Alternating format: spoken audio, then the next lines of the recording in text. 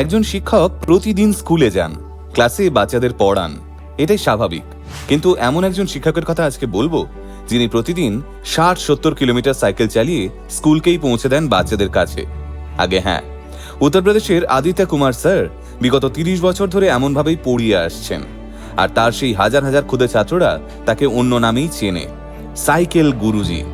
আজ যখন অনেক বাচ্চাই দারিদ্র, অশিক্ষা কিংবা সুযোগের অভাবে স্কুলের দরজা পর্যন্ত পৌঁছতে পারে না, তখন আদিত্য কুমার নিজের পুরনো সাইকেলটাই বানিয়ে নিয়েছেন চলন্ত স্কুল হিসেবে। শুনে অবাক হলেন নিশ্চয়ই।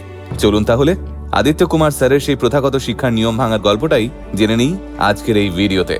সালটা 1995। সেই বছরই আদিত্যবাবুর এই অসম্ভব যাত্রার শুরু।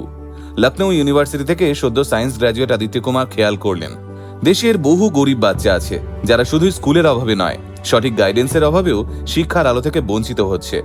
ঠিক এখানেই তিনি সিদ্ধান্ত নিলেন, যদি এই বাচ্চারা স্কুলে যেতে না পারে তাহলে স্কুলই পৌঁছে যাবে তাদের কাছে। এরপর শুরু হলো এক অসম লড়াই। প্রতিদিন বই, খাতা, পেন আর প্রয়োজনীয় শিক্ষা সামগ্রী নিয়ে সাইকেলে চেপে বেরিয়ে পড়েন আদিত্য কুমার। যেখানে তার সাইকেল থামে সেখানেই শুরু হয় তার একদিনের স্কুল। কখনো গাছতলায়, কখনো গ্রামের মাঠে, আবার কখনো কোনো পঞ্চায়েত ঘরে। শুধু পড়ানোই নয়, বাচ্চাদের সহজ ভাষায় ইংরেজি, অঙ্ক এবং সাধারণ জ্ঞানের পাঠ পড়ান তিনি। অনেক সময় অভিভাবকদের সঙ্গে কথাও বলেন, তাদের শিক্ষার গুরুত্ব বোঝান, বিশেষ করে মেয়েদের স্কুলে পাঠাবার জন্য বাবা মায়েদের বোঝান।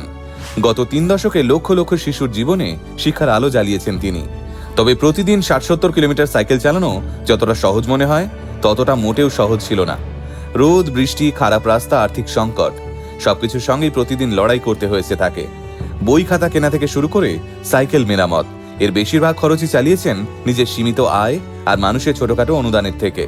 তা সত্ত্বেও নিজের লক্ষ্য থেকে এক ফোঁটাও সরে যাননি তিনি, কারণ তিনি বিশ্বাস করেন শিক্ষা একটা মানুষের জীবন বদলে দেওয়ার জন্য সবচেয়ে বড় শক্তি।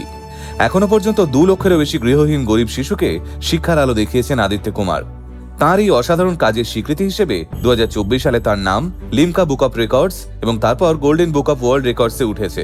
বিভিন্ন শিক্ষাবিদ, সমাজকর্মী এবং প্রশাসনিক কর্মকর্তারাও তাঁর কাজের প্রশংসা করেছেন। তবে এত স্বীকৃতির পরেও আদিত্য কুমারের পরিচয় একটাই, তিনি সাইকেল গুরুজি।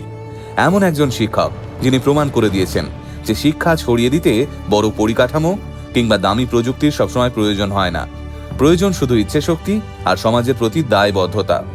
আজ যখন আমরা নানা রকমের সামাজিক উন্নয়নের গল্প শুনি, তখন আদিত্য কুমারের মতো মানুষের আমাদের মনে করিয়ে দেন সত্যিকারের উন্নয়ন শুরু হয় শিক্ষার মাধ্যমে। আজ আমাদের গোটা টিমের পক্ষ থেকে আপনাকে কুর্নিশ, সাইকেল গুরুজি আদিত্য কুমার স্যার। আপনি প্রমাণ করে দিয়েছেন একজন মানুষের পক্ষে পুরো দেশ বদলে দেওয়া হয়তো সম্ভব নয়, কিন্তু একজন মানুষ চাইলেই কয়েক হাজার মানুষের ভবিষ্যৎ অবশ্যই বদলে দিতে পারেন।